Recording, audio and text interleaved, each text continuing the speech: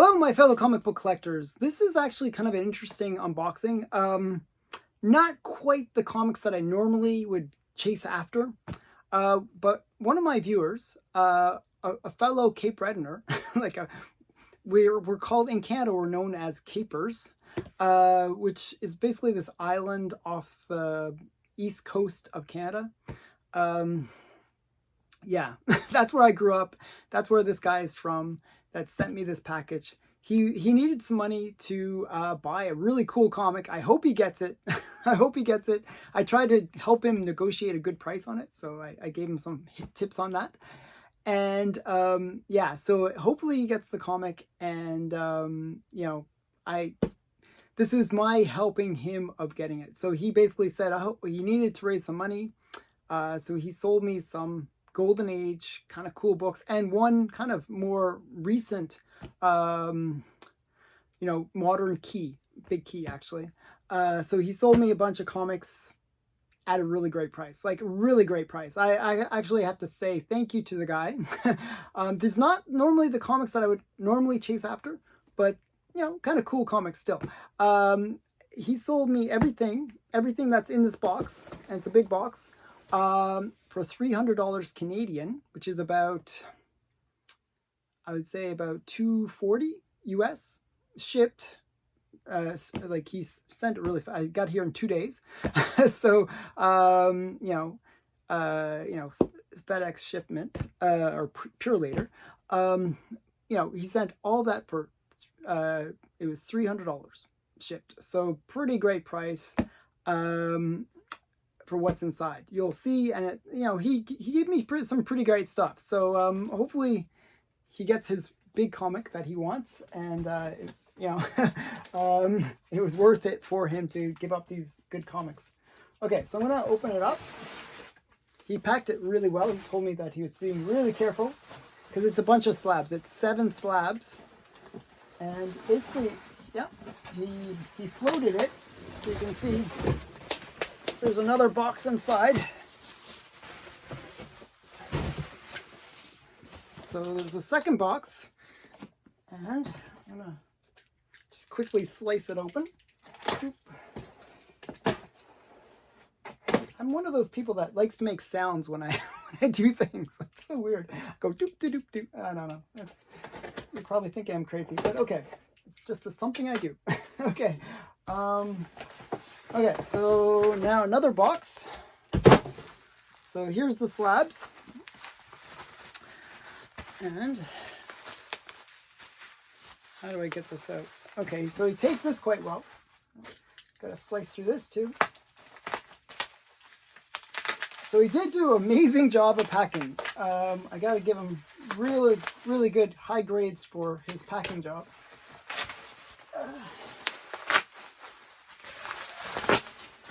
Okay, so if I ever can get these comics out, I can show you.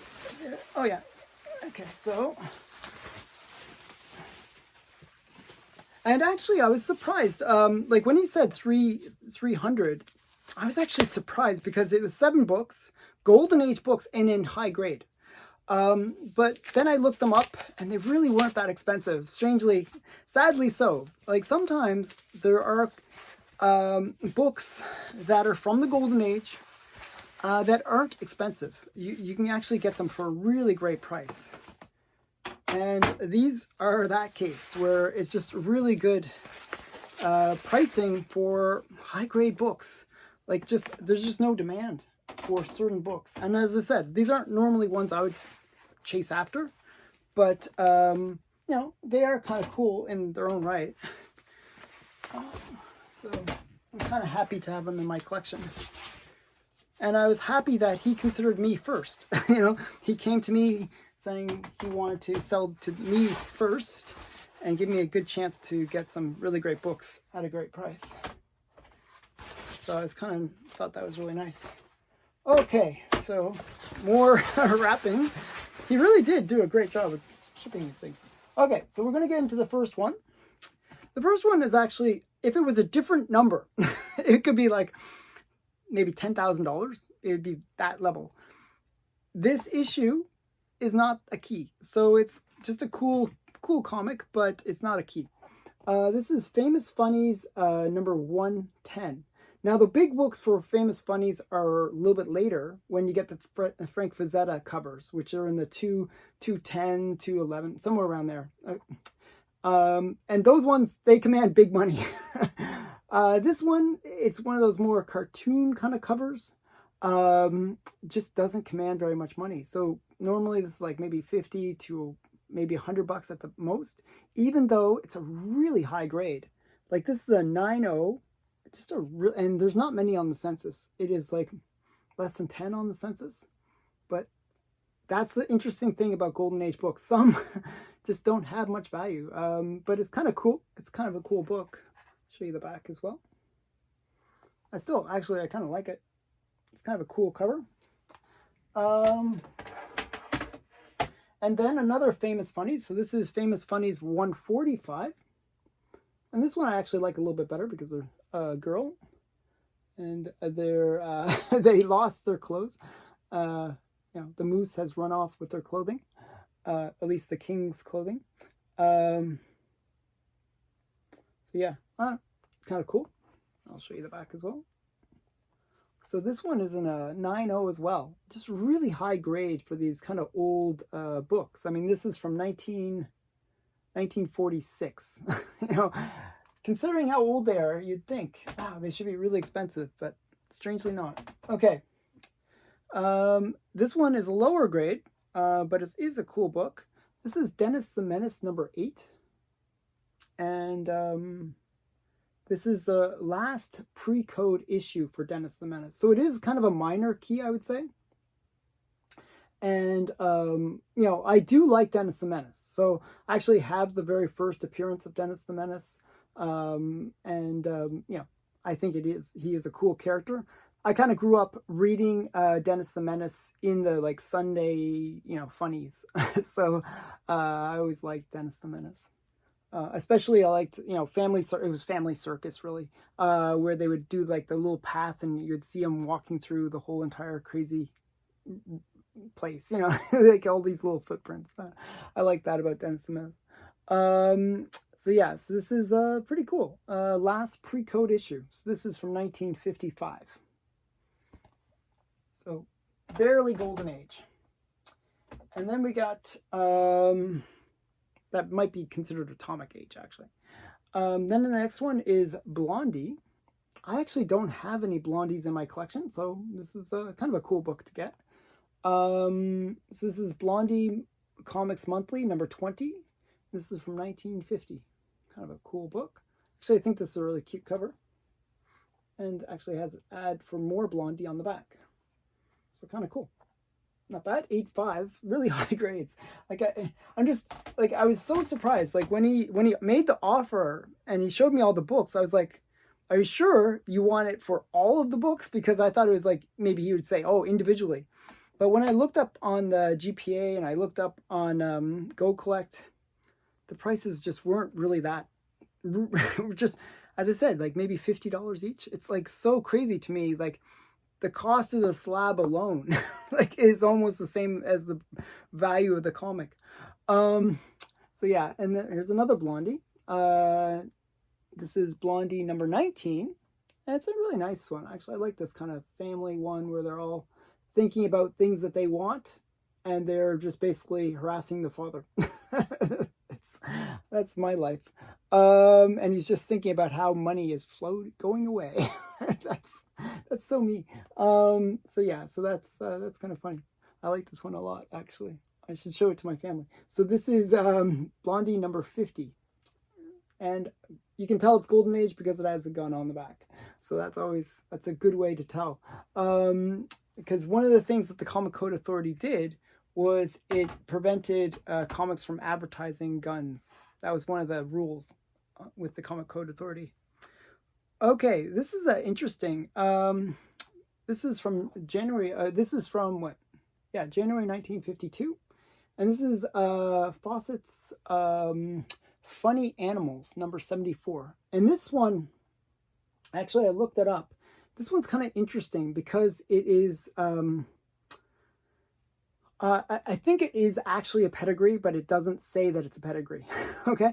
So what happened was in the Crowley collection, they found 5 copies, or I think they found 5 copies of this comic, this exact comic. 4 of which, when they graded, they got the pedigree, but this one didn't, which is for whatever reason.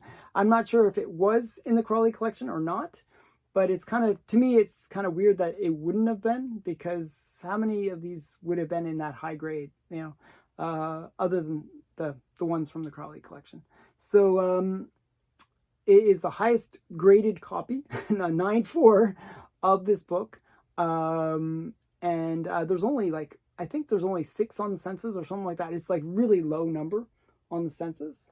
And it's kind of cute if you like these kind of cartoon animal ones. Funny animals is kind of cool. It's kind of cute. So yeah, it's not too bad. And the last one is a key. This is actually, so all the Golden Age books are actually less valuable than this book. This is the big book for the collection that he sent me. And it's just, it is kind of a cool book. I already had this book, but mine is a raw copy, and it's always nice to have it slabbed. So he saved me the cost of getting it slabbed. So my copy is probably slightly lower grade than this, but this is Avengers Annual number 10. And this is the first appearance of Rogue. So yeah, it says first appearance of Rogue and Madeline Pryor, Spider-Woman, X-Men, Carol Danvers, and the new Brotherhood of Evil Mutants appearance. So kind of cool. Rogue. So one of the things that people misunderstand about this book is Rogue actually is on the cover. So I believe it's her head right there. I'm pretty sure that's her right there. So yeah, so Rogue is actually on the cover. So this is her first cover appearance too. This is one of those covers that isn't the greatest, I have to say. It's one of those ones where if Rogue was in a really, you know, some really cool cover, this book would probably be worth a lot more. Rogue is a very popular character. But this is just not a really great cover. But it is cool to have, because, you know, it's always great to get the first appearances of major characters. So this is in a 9.0 off-white to white pages from 1981. So kind of cool. And some Lego on the back. So, yeah, just really great comic. So Avengers Annual number 10, first appearance of Rogue. Actually, maybe I'm mistaken about that. Maybe this is Rogue right here. I think that might be Rogue right there. Always got that mixed up, to tell you the truth. So yeah, you can tell me in the comments below, which is it? Is it this girl here, or is it this girl up here that is the first cover appearance of Rogue? So yeah, so you can tell me in the comments below. What did you think? Did you think that was a good deal? It was 300 Canadian, roughly 240 US. Yeah, do you think it was a good deal? And what do you think of the comics that I got? Isn't it amazing that you can buy really high-end, like high-grade Golden Age comics for so little? To me, it's kind of sad in a way that like these Golden Age comics aren't worth more, but it is what it is. That's why covers matter in the Golden Age, and key issues do matter. So, you know, if those were better covers, and if they were more key significant issues, they would command many times more in dollars. So, but that's the way it is. Okay, thanks for watching. Bye for now.